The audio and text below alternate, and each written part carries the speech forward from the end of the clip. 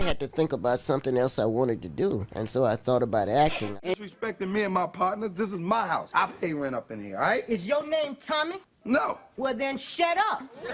I read that you were a drummer. Yeah, I used to play Like in drums. a band or in school? I had my own band. Who the hell are you? I'm Tom. That's Big Brother. Rub that ham grease on me all over my Make him come to you. Do a number. Oh, Sammy, give me a guitar. All right. Kill him. that I had somebody who was shorter than me in the family. I heard hereditary, so I'm talking about firing a little black midget, colored African-American small person. And I go, Mama, what are you doing? And she said, well, you know, it'll make you look good. You don't get in the balls, you asshole. When I got to the high school, they had stopped the musical program, you know, so I didn't know how to read, but everything I heard, I could hear. I'd walk outside every cat and dog and chicken in the neighborhood. Big little crap again. That's what I'm saying, when'd you Gino. start that again What for? I mean, I'm just bear with me. No, why you went the little big? Why He's a was- little And he guy. started looking at me and said, look at you. The only thing you ever do is be in costumes. That really, it hurt me real bad. I had a band ever since I was like in the 8th grade or 7th grade, and we used to play at clubs. You have a child? Yeah. Your wife average height? That's right, because I'm crazy, man, and I mean crazy.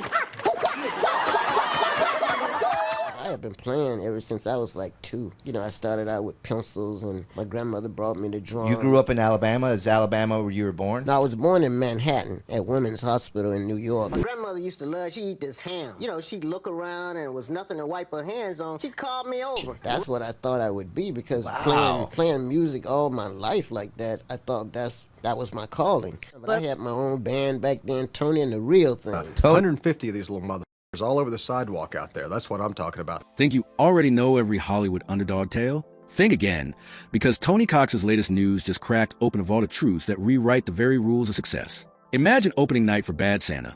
Theater lines snake around city blocks. Laughter echoes through lobbies, but behind the curtain, studio accountants whisper about a paycheck gap so wide it could swallow a career. That gap leak sparks what explodes today as Tony Cox's scandal update, and the industry is still sweeping up the shrapnel. Now freeze frame on the moment and email cash surfaces. Casting directors labeling him costume only, while privately begging for his improv genius. That contradiction sets the next fuse. Picture a kid from Uniontown who turned every no into a bridge. He drums past midnight on paint buckets, rewrites auditions in his head, and vows not just to join Hollywood, but to bend it. Ever wonder how he flipped pure insult into bulletproof leverage? Curious why he walked off sets in 2016 when offers finally poured in? Stay close, because this isn't gossip.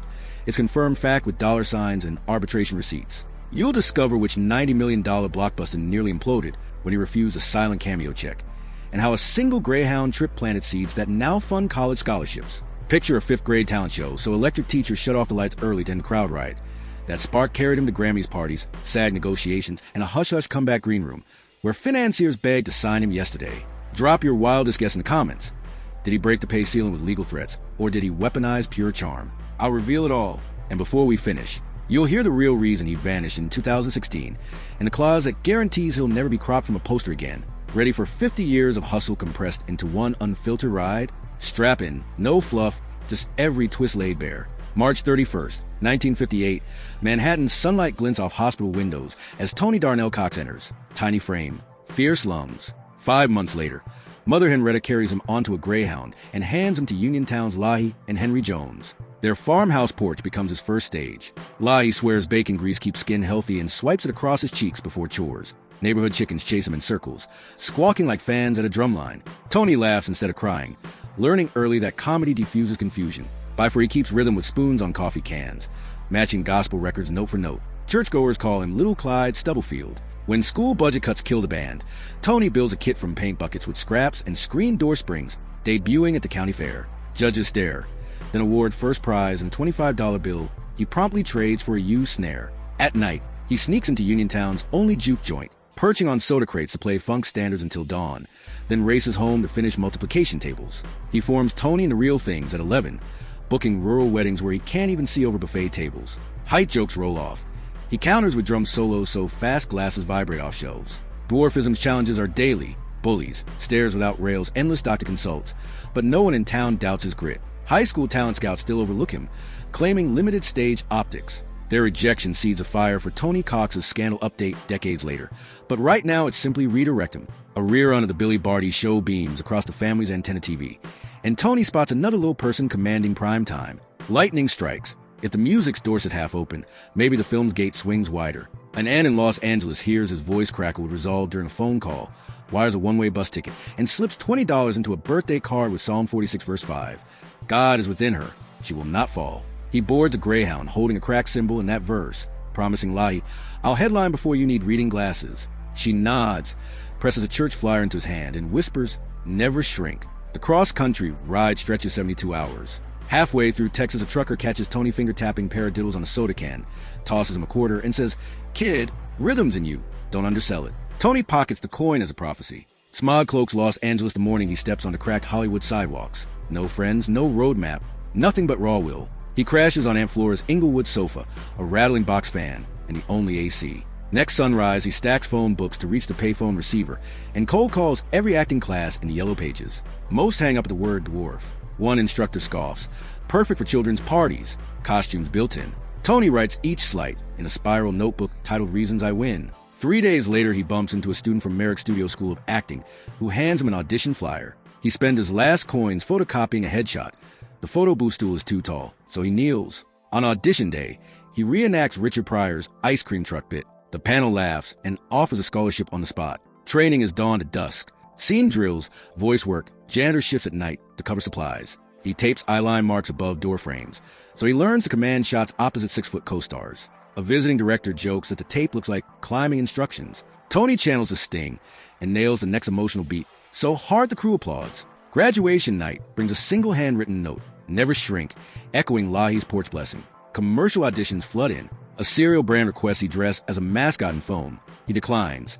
Face visibility is non-negotiable. A national soda spa hires him as an office prankster disabling the CEO's chair. The 30-second ad wins a Clio Award, and agencies now memorize his phone number. Yet each contract lists prop actor rate, half union minimum.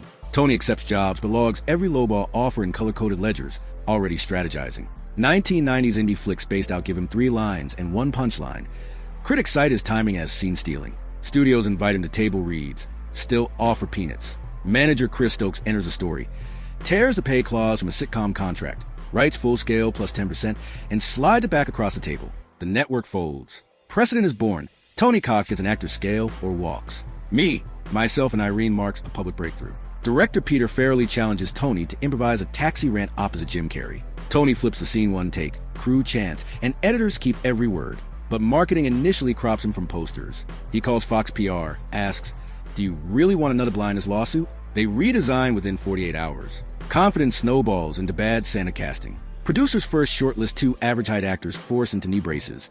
A humiliating trick, still used at the time. Stokes barges into the office wielding a VHS of Tony's reel. 24 hours later, Tony reads with Billy Bob Thornton and vaporizes the competition. Set life is rough. A senior crew member whispers a slur about Otelia, Tony's wife. Tony channels fury into Marcus's explosive dialogue.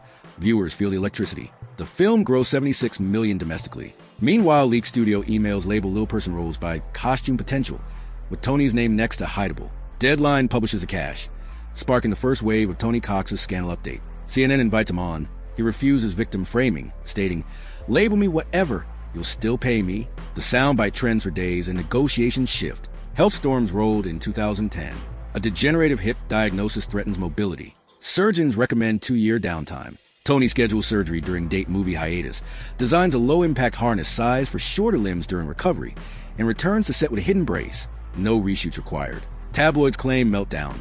Tony releases hospital records, flips narrative again. That harness later wins a patent and lands in Cedars-Sinai rehab programs. Family steadies him. He marries Otelia in a Uniontown chapel. Paparazzi expect Beverly Hills glitter and miss a potluck barbecue attended by every kid who ever shared a lunch table with Tony. Daughter Lana arrives 2005. Tony adds on-set tutor clauses to all contracts, later standard for SAG minors. A wind-swept cliff stunt on the Warriors way nearly blinds him when sand shards scratch his cornea. Eye surgery happens Friday. He shoots again Monday with goggles hidden by lighting. Press junkets show him smiling. No one guesses pain. Exhaustion builds. In 2016, he simply stopped signing offers. No press release, just silence. Variety later leaks emails of studio heads planning to slash Dwarf actor budgets, claiming audience interest faded since Tony retired. Fans revolt, flooding feeds with clips. A petition titled, "We're Still Watching" gains 500,000 signatures in a week. The pressure ushers in California's 2020 arbitration transparency law, unsealing bad Santa pay records. Tony secured $300,000 in back pay, donated half to the Dwarf Athletic Association, posted receipts with a caption, "Pay it forward, then pay it fair." The act funds 12 new adaptive sports courts. Lawyers cite this deed when drafting California's Pay Equity Expansion Act. Tony reinvents off-camera. Voice acting studios want him as goblins only. He crafts the dual role clause, no creature voice without an equal human role. Nickelodeon signed for Mystic City. Rating spike and entertainment law textbooks add the clause as precedent. He launches masterclasses from his garage, teaching comedic beat placement. Sessions sell out in minutes. Meanwhile, spec scripts swirl around him. One called Baseline follows a retired drummer, exposing record label fraud, life mirroring art. Hashtag bring back Tony trends in 40 countries. On January 15th, 2025, Tony Cox's latest news erupts. He signs as lead actor and executive producer, locking equal billing and transparent pay for an entire cast of mixed stature. Pre-sales cover budget. Streaming rights hit $40 million. Studios that once undercut him now beg for cameos. Production charter lists a pay transparency board, height-inclusive stunts, and no costume without context rule. Every bullet penned by Tony. Reporters ask the reason for comeback. He says, "To finish the story I started." He's also attached to develop a limited series chronicling the pay gap fight, with him narrating, controlling the final cut. Investors call it brand insurance. Link your project to Tony, guarantee social goodwill. One gem completes the legend. Galaxy Patrol, 2012 sci-fi epic, nearly shelved when Tony refused a silent alien cameo at 1/3 scale pay. Studio delayed release 3 months. Finally rewrote Ascension engineer role with full lines, paid scale plus bonus, and watch box office returns climb 20% above projections. Executives admit the rewrite saved the film. Tony's refusal becomes case study negotiation leverage 101 at UCLA Film School. Critics unpack the comeback deal. Variety hails seismic correction.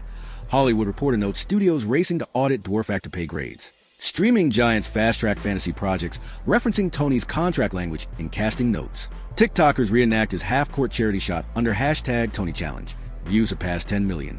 Peter Dinklage tweets legend, scoring 500,000 likes. Directors leak behind-the-scenes footage of Tony coaching extras. Steal the light, not the line. Comment threads explode with tactical questions.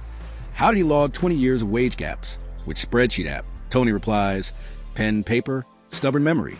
Engagement metrics spike each time Tony Cox's scandal update gets hashtagged. Some execs whine about budget creep. Tony counters on a podcast. 3% pay raise yields 10% productivity bump. Investors pivot, coining Tony 10% of principal. Disability advocates hail how Tony Cox's latest news proves inside disruption accelerates change. ESPN covers his charity shots. Merchandise features grin and never shrink sells out globally. Netflix refreshes thumbnails to center him. Streams quadruple. So which chapter his climb grabs you hardest?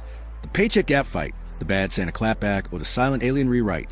Drop your tape below. Your comment could frame the Q&A montage for Baseline's credits. Details matter. So here's a rapid-fire treasure trove. Tony practices on Mission Control, a custom drum rig with staggered tom heights, jamming 3 nights a week, while neighbors treat the muffled funk as free concerts. His patented rehab harness now sits in Cedars-Sinai's Hall of Innovation. That Georgia dashcam clip, where a trooper radios phantom driver, is mandatory bias training for every cadet statewide. A leaked bad Santa Cena Marcus, exposing mall kickbacks, still trends each December. Tony smoked turkey peach glazed sandwich, the Mini Mac, sparked Food Network talks. He demands hosting rights. He catalogs every audition in color-coded notebooks. UCLA economists mine the data for a paper linking representation to box office yield. He owns Clyde Stubblefield's 1969 Ludwig kit, rolling it out at charity gigs that clear 6-figure donations. ESPN Sports Science proved his three-pointer arc matches Steph Curry's path. A comic retelling his life as superhero resonate sold out in hours. Marvel brokers lunch meetings. His wardrobe clause lets him keep one piece from every set. The collection begins with a tiny purple blazer from a 1985 sitcom cameo and ends, so far, with a leather bomber stitched equal scale. Email signature, representation isn't scale, it's visibility, now quoted in casting memos. He mentors low-person teens through Zoom, coaching posture tricks to command stage space. He financed 20 college scholarships under aliases, so recipients focus on grades, not gratitude. He speaks fluent sign language, having learned to communicate with a backstage lighting tech who was deaf. He once DJed at a wedding where electricity failed. He beatboxed a dance floor live for 40 minutes straight. He calculates comedy pause lengths with a wristwatch stopwatch. He can still play funky drummer at full speed on that Ludwig kit and the groove locks a metronome at exactly 99.7 BPM. He donates every residual check from Date Movie to an Alabama community center that now bears his name. He handwrites thank you notes to every background actor who shares a scene longer than 30 seconds. He owns a New York cab license plate from the taxi scene in Me, Myself, and Irene. It hangs over his home studio door. He insures his notebooks with Lloyd's of London. He coaches college debate teams on timing, claiming comedy beats when arguments. He bought his childhood porch and restored it as a public reading space. He masters Rubik's Cubes in under 2 minutes, a backstage trick to settle nerves. He audits every new contract line by line, highlighting clauses with traffic light system. Red means negotiate, yellow means clarify, green means sign. He deals with fist bump, not a handshake, arthritis from drumming. He tracks every set's daily call sheets and binders cataloged by set markers. Lemon means drama, mint means comedy. He can quote Psalm 46 verse 5 on demand, still carrying Aunt Flora's note. Add up every anecdote and the pattern is clear. Preparation beats prejudice. Here's the takeaway. Sharp as a cymbal crash. Limits shrink when conviction grows. Tony Cox's latest news isn't a comeback fable. It's a blueprint for busting pay gaps and lazy casting at the knees. Tony Cox's scandal update bankrolled adaptive courts, rewrote contract law, and turned leaks into leverage. Cameras roll soon, contracts read fair, and the world waits to watch him steal scenes again. If equal scale matters to you, tap like. Want the teaser trailer the second it drops? Hit subscribe right now. And tell us in the comments which Tony moment hits hardest and what you'll do with that spark. He reads every word, and your shout-out might roll during Baseline's closing credits. While you're typing, remember, a 40-year career almost ended because one studio tried to pay him an exposure. Your voice stopped that cycle. Keep it loud. Share this video with anyone told they're too something to succeed. Let them see how a Uniontown drummer flipped Hollywood economics.